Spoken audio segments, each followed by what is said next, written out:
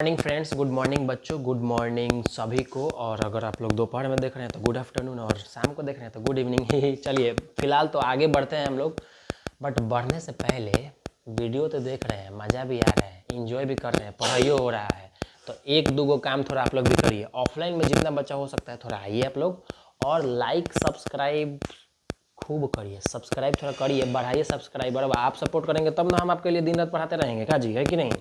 समझ गए? तो चलिए अब वीडियो का अगला पार्ट में समझते हैं। आज हम लोग पढ़ेंगे साइंस का यानी कि विज्ञान का एक लेसन, उसका नाम है प्रकाश, यानी कि प्रकाश को हिंदी में इंग्लिश में लाइट कहते हैं। वो जो लेसन है वो बड़ा ही इंटरेस्टिंग और बहुत ही मज़ेदार लेसन है, और वो काफ़ी इंटरेस्टिंग लेसन है। मतलब हमारे आसपास में ऐसा बहुत सारा चीज़ है, या फिर पहले जो ऐसा घटना हो चुका है उस पर, या फिर कुछ सजावट हम लोग देख चुके हैं, जो अभी हम लोग इस लेसन में समझेंगे कि ऐसा क्या क्या हम लोग शीशा कहाँ कहाँ इस्तेमाल किए थे, कैसे मुंह देखेंगे, कितना फोटो बनेगा, साइज़ क्या होगा, नेचर क्या होगा, ये क्या होगा, वो क्या होगा, सब समझेंगे इस वीडियो में धीरे धीरे करके। तो चलिए प्रकाश को समझते हैं, यानी कि लाइट को समझते हैं। अगर नॉर्मली अगर हम लोग बात करेंगे तो हम प्रकाश के बिना किसी वस्तु को देख ही नहीं सकते हैं भाई।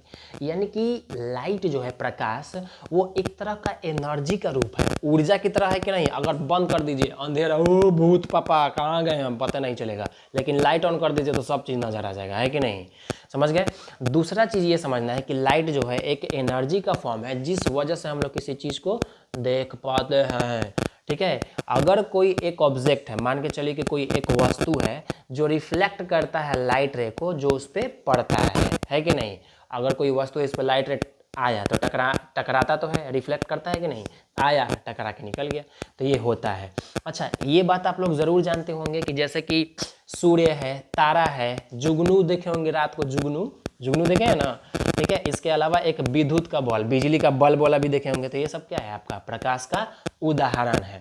लेकिन जो रिफ्लेक्टेड रे होता है, जो लाइटवा टकरा के आया और टकरा के जो वापस चला गया, तो जो टकराने के बाद जाता है, जब वो हमारे आँख से रिसीव होता है, यानी कि हम अगर किसी चीज़ को देख पाते हैं तो इसी की वजह से देख पाते हैं। अगर लाइट टकरा के नहीं आएगा तो दिखाई नहीं देगा। समझ में आ गया? तो लाइट को टकरा के आना पड़ेगा। अच्छा, ये बात आप समझ रहे होंगे कि अगर हम लाइट का बात करते हैं, लाइट का, ठीक है, तो लाइट जो है, ध्यान से समझिएगा, ठीक है? चलिए अब आगे बढ़ते हैं, आवाज़ मिला रहे थे बाबू। अब आगे समझते हैं कि we are able to see through a transparent medium. जब कोई ट्रांसपेरेंट मीडियम, यानी कि जैसे देखे हैं शीशा उषा टाइप का, जैसे कि मान के चलिए है ये, इसको आर पार हम लोग देख सकते हैं कि नहीं? आप लोग भी दिख रहे हैं कि नहीं बाबू? मजा आ रहा है ना? पढ़ो बाबू, दिख रहा है?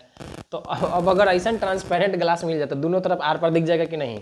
समझ में आ रहा है? तो हम लोग ट्रांसपेरेंट मीडियम से भी देख सकते हैं, है कि नहीं?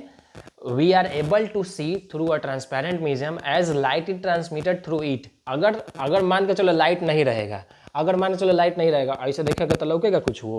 तो लाइट चाहिए इसको भी देखने के लिए। समझ में गया? और जो खाली हवा में, यानी कि एयर में या फिर वैक्यूम में, लाइट का स्पीड जो होता है 3 × 10 का पावर 8 मीटर पर सेकेंड में होता है। एक सेकेंड में सोचो उतना दूर तक लाइट, 3 × 10 का पावर 8 मीटर, बाप रे, बहुत दूर तक चल जाता है। समझ में आ गया? तो ये लाइट का आपका सबसे बेसिक कंसेप्ट हो गया। समझ में आ गया? कोई दिक्कत यहाँ तक नहीं ना? अब हम लोग कुछ बेसिक इसमें इम्पॉर्टेंट टर्म समझेंगे कि जो प्रकाश से रिलेटेड है। सबसे पहला इंसिडेंट रे, आपतित किरण कहा जाता है। दूसरा रिफ्लेक्टेड रे, उसको परावर्तित किरण कहा जाता है। और एक पॉइंट ऑफ इंसिडेंस, यानी कि किरण का बिंदु कहा जाता है। और एक बीच में नॉर्मल जो परपेंडिकुलर होता है, यानी कि एकदम सीधा होता है। और एक एंगल ऑफ इंसिडेंस और दूसरा एंगल ऑफ रिफ्लेक्शन समझना है। तो मान के चलिए आप लोग कि ये वाला क्या है? आपका सरफेस है। तो सरफेस पे जो है, अभी आप मैथ या साइंस में जरूर पढ़ेंगे कि अगर ऐसे सरफेस पे अगर ऐसा लाइन सीधा हो जाए तो यहाँ पे कितना बनता है? 90 डिग्री। और यहाँ पे कितना बनता है? 90 डिग्री। जानते हैं कि नहीं जानते हैं? है ना बाबू? तुमको तो बताइए किए थे कि दोनों एंगल का सम 90 डिग्री, तक कौन सा एंगल? कॉम्प्लीमेंट्री एंगल है कि नहीं? चलिए अब आगे बढ़ते हैं। ऐसा ही सेम सरफेस है, लेकिन ये 90 डिग्री यानी कि परपेंडिकुलर को, ये लाइनवा कौन है? इसमें नॉर्मल कहा जाता है। तो अगर कोई कुछ पूछेगा इस पे कि अगर मान के चलो कि लाइट इसी रास्ते पे आया, तो टकराने के बाद इसी रास्ते से वापस चल जाएगा, क्योंकि अगर लाइट जहाँ तनियो मनी तिरछा हुआ, यानी कि तनियो मनी तिरछा हुआ, यहाँ से आया, इधर टकराया, टकराने के बाद वापस चल जाएगा, इधर से आएगा टकरा के वापस चल जाएगा, इधर से आएगा टकरा के इधर वापस चल जाएगा, इधर से आएगा इधर से टकरा के वापस चल जाएगा। समझ गए कि नहीं? समझ में आ रहा है, इधर से आया इधर से टकरा के चल जाएगा है, लेकिन अगर वही सीधा आएगा तो अपन आएगा टकरा के अपने रास्ता में वापस चल जाएगा। तो इसके बीच में कितना डिग्री का एंगल, 0 डिग्री का एंगल बना कि नहीं, इसी का नाम क्या है, नॉर्मल। समझ में आ गया। लेकिन लाइट जो आ रहा था उसका नाम है इंसिडेंट रे, और जो टकरा के गया है उसका नाम है रिफ्लेक्टेड रे। समझ में आ गया, कोई दिक्कत। तो इस सब जो नौटंकी है यही ना बिंदुआ पे हो रहा है, इसी बिंदु को हम लोग पॉइंट ऑफ इंसिडेंस कहते हैं, जो अभी हम जस्ट बता रहे थे। समझ में आ गया कि नहीं, ठीक है। अब जरा एक चीज़ ध्यान से देखिएगा, एक पेन और लाना बाबू। देखिए एक नियम इसमें पता चल जाएगा, बट नियम को जानने से पहले इसको देखिए। देखिए गिरना मात्र कलम ले गिरिए गलो रे दादा। तो अब इस चीज़ को ध्यान से समझिए कि कंसेप्ट क्या है। अब यहाँ पे एक कंसेप्ट और समझना है कि जो इसमें एंगल बनता है यानी कि कोण, तो जरा ध्यान से देखो बाबुआ, ठीक है। ये क्या है, नॉर्मल यानी कि सीधा रेखा, और ये वाला एंगल ऑफ ये वाला जो आया इंसिडेंट रे, और टकराने के बाद रिफ्लेक्टेड रे। तो इसके बीच में जो एंगल बनेगा ये, और इसके बीच में जो एंगल बनेगा ये, दोनों एंगल क्या होता है, बराबर होता है। और ये सारा नौटंकी एक ही बिंदु पे होता है यानी कि पॉइंट ऑफ इंसिडेंस, और ये दोनों नियम को कहा जाता है कि रिफ्लेक्शन का नियम। यही रिफ्लेक्शन का 2 गो नियम है। समझ में आ गया कि नहीं। अब आप लोग जानते होंगे कि सबसे ज़्यादा चमकीला यानी कि रिफ्लेक्टेड, यानी कि अगर ऐसा कोई मेटल का नाम बताना यानी कि धातु का नाम जो सबसे बढ़िया रिफ्लेक्टर यानी कि चमकता बहुत खतरनाक है, तो लड़की और औरत को देखे होंगे कि अगर वो लोग अगर पायल या फिर झुमका उनका अगर चांदी का पहन लगे तो बहुत चमकता है। तो चांदी को सबसे बेस्ट रिफ्लेक्टर माना जाता है। समझ में आ गया, कोई दिक्कत नहीं ना। अब यहाँ पे 2 गो कंसेप्ट समझना है, रेगुलर और इरेगुलर रिफ्लेक्शन ऑफ लाइट, जिसको हम आप लोग को अभी दिखाते हैं और समझाते हैं कि एक्चुअली क्या है। चलिए अब इसमें 2 टॉपिक समझना है, एक डिफ्यूज्ड यानी कि एक रेगुलर और दूसरा इरेगुलर। इरेगुलर का दूसरा नाम डिफ्यूज्ड रिफ्लेक्शन ऑफ लाइट भी है। इसमें जब आप लोग देखेंगे तो आप देखो यहाँ पे अगर सरफेस कैसा रहेगा, सरफेस कैसा है यहाँ पे, तो रेगुलर रिफ्लेक्शन जो हो रहा है वो स्मूथ सरफेस है, स्मूथ यानी कि प्लेन एकदम बराबर सरफेस है, तो कोई दिक्कत नहीं है। आराम से लाइट ऐसे आएगा सीधा टकरा के चला जाएगा, ये इंसिडेंट रे, और जो टकरा के जाएगा वो रिफ्लेक्टेड रे। ये आया टकरा के चला गया, आया टकरा के चला गया, और ये किस पे होगा, स्मूथ सरफेस पे यानी कि प्लेन सरफेस पे। लेकिन अब वही सरफेस को चेंज कर दो एकदम, ये थोड़ा अगला समझना है रफ सरफेस। अगर रफ सरफेस पे अगर लाइट आता है तो लाइट टकरा के जेने तेने भाग रहा है, आया टकराए कि जेने तेने भाग रहा है। यहाँ पे सरफेस दिख रहे हैं, ऐसे टाइप का सरफेस दिख रहा है, तो इस पे जो लाइट टकरा के वापस जाएगा वो कैसे जाएगा, इधर उधर जाएगा कि नहीं, तो वही है। समझ गए, रेगुलर और इरेगुलर। अब अगला एक टॉपिक है मल्टीपल रिफ्लेक्शन। क्या है, मल्टीपल रिफ्लेक्शन। मतलब ऐसा होगा कि जैसे मान के चलिए कि आप खड़े हैं बीच में, और इधर से भी शीशा, इधर से भी शीशा, समझ रहे हैं, आईना, एगो सामने से भी, एगो पीछे से भी। है पापा हम 4 गो लौक रहे हैं, मम्मी हाँ उसमें देख रहे हैं तो 10 गो लौक रहे हैं, है कि नहीं। भूल भुलैया वाला देखे हैं ना, जिसमें जाने के बाद पता नहीं चलता कि आप कई गो हैं। तो अगर ऐसा होता है यानी कि reflection of light back and fourth several time, reflection of light तो होता है, और उसके साथ साथ क्या होता है कि रिफ्लेक्टिंग सरफेस के बीच में बहुत सारा बार बार रिफ्लेक्टिंग होता है, बार बार होता है कि नहीं। अब आप ही 10 गो नजर आएंगे, 50 गो नजर आएंगे। अगर ऐसा हो जाता है तो क्वेश्चन में अगर पूछा जाएगा कि आपका फोटो कई गो बना था, आपको याद है, नहीं पता है, तो आपका उसमें अभी जस्ट हम समझा रहे थे कि अगर लाइट सीधा आके टकरा के चल गया वहां पे 0 डिग्री बनता है, लेकिन तनी मनी अगर गया 0 से, इधर देखिए 0 से अगर इधर गया एंगल बन रहा है कि नहीं, तो जितना भी डिग्री पे एंगल से आके टकरा के जाएगा, जितना भी एंगल पे टकरा के जाएगा, समझ में आ रहे हैं, तो उसके हिसाब से एक फार्मूला सेट किया गया है, जो उस फार्मूला का नाम क्या है, the number of image formation, यानी कि आपका फोटो कै गो बनेगा, उसका फार्मूला है 360 बाई थीटा -1। थीटा क्या है, एंगल है, 10 degree, 20 degree, 30 degree, 50 degree, 60 degree, 80 degree, 90 degree, जितना डिग्री पे आप हैं। समझ में आ गया कि नहीं, कोई दिक्कत नहीं ना। तो ये एक फार्मूला है 360 बाई थीटा और -1, ये एक फार्मूला है। समझ में आ गया कि नहीं, कोई दिक्कत यहाँ तक नहीं ना, क्लियर हो गया। चलिए अगर कोई बिहार बोर्ड का बच्चा देख रहे हैं तो इसमें थोड़ा सा आपको थोड़ा सा पीछे लेके चलते हैं। आप लोग वस्तु के बारे में जानते हैं। ऑब्जेक्ट जो है बहुत सारा टाइप का होता है। अब अगर आपसे क्वेश्चन पूछा जाए कि वस्तु किसे कहते हैं, तो वस्तु क्या है? जिसको हम लोग देख सकते हैं, जिसको छू सकते हैं हम लोग, उसको क्या कहते हैं? वस्तु। वस्तु भी बहुत प्रकार का होता है, लेकिन आपको बेसिकली 3 टाइप का समझना है। एक पारदर्शी वस्तु, एक अपारदर्शी वस्तु, एक प्रभासी वस्तु।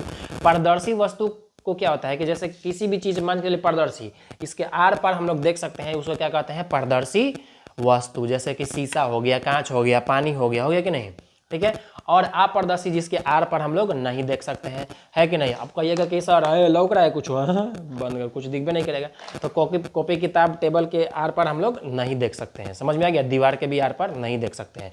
प्रभासी वस्तु क्या होता है? ऐसा वस्तु जो आर पर दिख तो सकता है लेकिन स्पष्ट यानी कि पूरा क्लियरली दिखाई नहीं देगा। अब जैसे आपके सामने पूरा धुआं धुआं हो जाए, लौकेगा? देखिए लौकेगा नहीं ना। अब पूरा फॉग, जो ठंडा के सीजन में पूरा फॉग जो सुबह में नहीं छा जाता है, पूरा शीत जो गिरता है पूरा, उस टाइम लौकेगा? लौक भी नहीं करता है।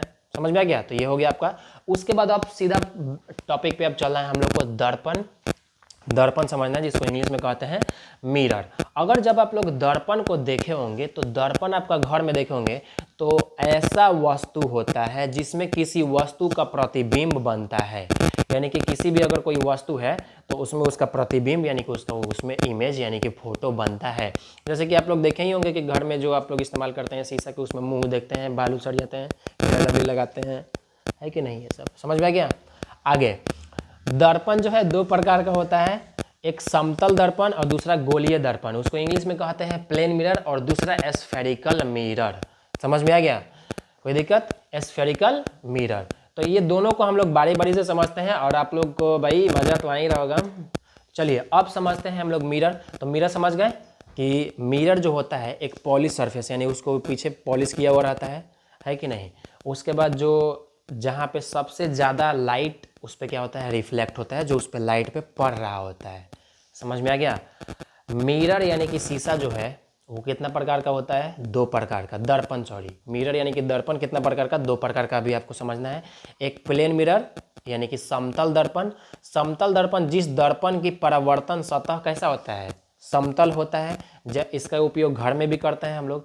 लेकिन गोलीय दर्पण जो होता है, गोलीय दर्पण जो कांच का खोखला भाग, कांच का खोखला भाग, कांच का खोखला भाग मतलब क्या होता है कि जैसे ये देखिए हेलमेट वाला उग रहा है, ये कांच का क्या है? खोखला भाग है। देखिए ये कांच का खोखला भाग। एक बच्चा कह रहा था कि सर प्लास्टिक है कहा? तो हम बोले कि खोखला भाग है। क्या है ये? खोखला भाग। समझ में आ गया कि नहीं? कोई दिक्कत यहाँ पे नहीं ना? अब ये भी क्या है? खोखला भाग। अब जो व्हाइट वाला सब चश्मा पहनता है सब स्टाइल वाला, तो वो भी खोखला भाग। समझ में आ गया? कोई दिक्कत नहीं है। तो गोलीय दर्पण क्या होता है कि गोलीय दर्पण कांच के खोखले गोले का भाग होता है जिसका एक सतह पर पॉलिश किया जाता है। जैसे कि मान के चलिए कि ऐसे कर्व है तो इसके पीछे क्या किया जाता है? पॉलिश कर दिया जाता है, पॉलिश, ताकि ये सामने से दिखे। समझ में आ गया? आप देखिए प्लेन मिरर में जो फोटो बनता है उसको समझते हैं कि प्लेन मिरर के द्वारा जो फोटो बनेगा by be seen only by looking into the mirror. जब तक आप मुंह अपना दर्पण में देखेंगे नहीं तब तक आपका फोटो बनेगा? उसमें नहीं बनेगा, आपका इमेज नहीं बनेगा। तो इमेज जो बनेगा यानी कि आपका फोटो बनेगा जब आप आईना में देखेंगे, तो सबसे पहले देखेंगे जैसे कि आप कैमरा मेरे को देख रहे हैं मोबाइल में, तो यहाँ पे कैसा बनेगा? वर्चुअल और डायरेक्ट, यानी कि आपका सीधा ही बनेगा, लेकिन राइट वाला लेफ्ट में और लेफ्ट वाला राइट में दिखेगा, है कि नहीं? होता है ना ऐसा? तो सेम। समझ में आ गया? तो क्या बनता है? वर्चुअल और इरेक्ट बनता है, आभासी और सीधा बनता है। अच्छा, इमेज का जो साइज होगा, इमेज का जो साइज होगा वो जितना बड़ा ऑब्जेक्ट होगा उतना ही ना बड़ा दिखेगा उसमें, है कि नहीं? कोई दिक्कत नहीं है। तीसरा, उसके बाद समझिए, अच्छा फोटो बनेगा कहाँ भाई? तो दर्पण के पीछे ही ना बनेगा कि आगे बनेगा? नहीं, पीछे बनेगा। समझ में आ गया? कोई दिक्कत नहीं ना? अगला पॉइंट है कि इमेज जो है लैटरली इन्वर्टेड बनता है। लैटरली इन्वर्टेड मतलब क्या होता है कि राइट वाला लेफ्ट में और लेफ्ट वाला राइट में हो जाएगा। हालांकि हम इधर से देख रहे हैं तो मेरा राइट यहाँ पे है, लेकिन उसमें वही वीडियो में क्या बन जाएगा? लेफ्ट में। समझ में आ गया कि नहीं? कोई दिक्कत यहाँ पे नहीं ना? अच्छा, प्लेन मिरर का इस्तेमाल कहाँ करते हैं? प्लेन मिरर का इस्तेमाल ज़्यादातर हम लोग कहाँ करते हैं कि लुकिंग ग्लास में देखने के लिए इस्तेमाल करते हैं, क्योंकि सबसे ज़्यादा लाइट वहाँ पे रिफ्लेक्ट होता है और उसमें हम लोग क्या करते हैं? देख सकते हैं आराम से, और हमारा फोटो भी सीधा बनता है और वर्चुअल भी बनता है कि नहीं? समझ में आ गया? अगला पॉइंट है कि हम लोग पेरिस्कोप बनाने के लिए भी इस्तेमाल, जैसे कि आप देखे होंगे पनडुब्बी देखे हैं, देखिए आप लोग को पनडुब्बी दिखाते हैं, पनडुब्बी में इसका इस्तेमाल किया जाता है। जब आप देखेंगे पनडुब्बी में तो एकदम ऐसा दिखता होगा बाबू, एकदम पनडुब्बी एकदम नीचे रहता है लेकिन ऊपर कौन शिकार उकार कौन क्या आ रहा है, कौन आने वाला, कौन अटैक करने वाला, यहाँ पे सब पता चल जाएगा। ये पनडुब्बी का क्या है आपका प्लेन मिरर इसमें लगा दिया जाता है। समझ में आ गया कि नहीं, कोई दिक्कत नहीं है। अब देखिए उसके बाद पेरिस्कोप बनाने के लिए तो हो गया, समझ में आ गया। पेरिस्कोप बनाने के लिए जो सबमरीन में पनडुब्बी में अभी जस्ट दिखाए थे उसी का नाम पेरिस्कोप है।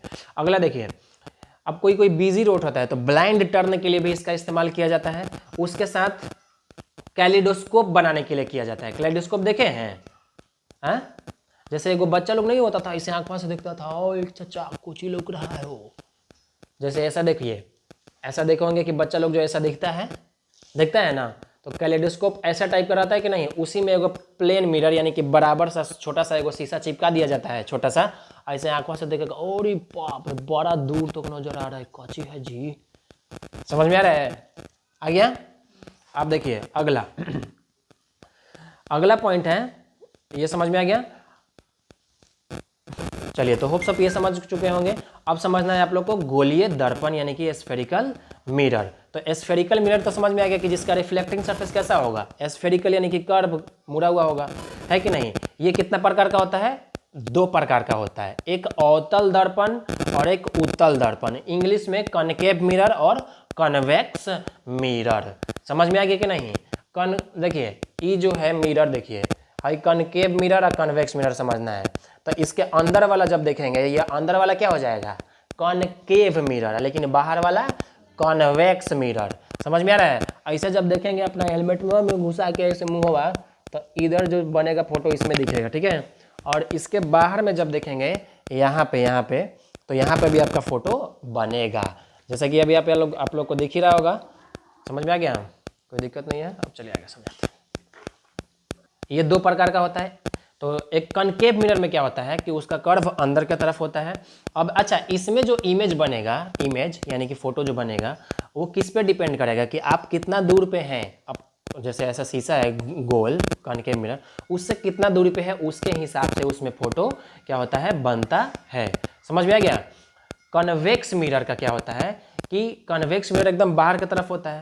समझ में आ रहा है? बाहर की तरफ वाला भी जैसे हेलमेट दिखाए थे, तो उसमें जो फोटो बनता है वो तो सीधा ही बनेगा, है कि नहीं?